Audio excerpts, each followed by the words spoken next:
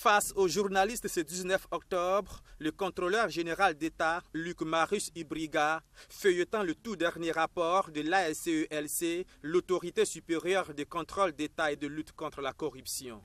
Il s'agit du rapport de synthèse de l'audit investigation de la présidence du FASO, du Premier ministère et des différents départements ministériels gestion 2016.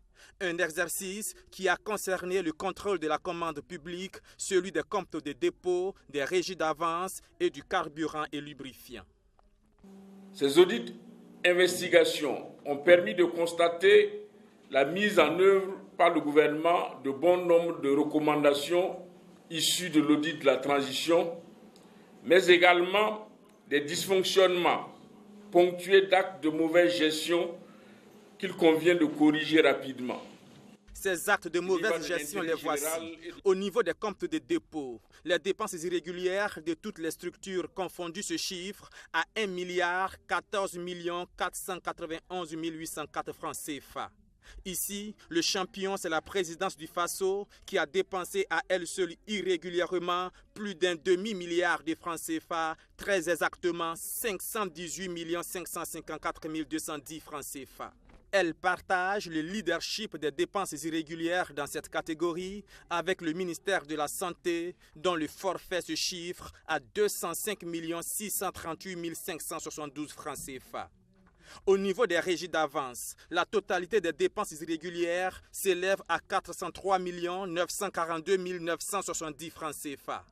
Le mauvais élève dans cette catégorie, c'est le ministère de l'Éducation nationale et de l'alphabétisation qui place la barre à 153 356 000 francs CFA.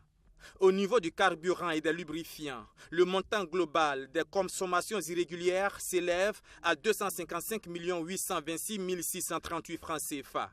Ici encore, la présidence du FASO se taille la part belle du lion avec une consommation irrégulière chiffrée à 245 875 770 francs CFA, soit 98,13% du montant global.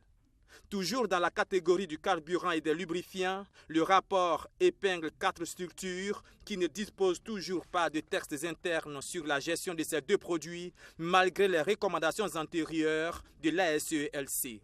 Il s'agit tout logiquement de la présidence du FASO, puis du ministère de l'économie et des finances, du ministère de l'urbanisme et de l'habitat et du ministère de la jeunesse, de la formation et de l'insertion professionnelle.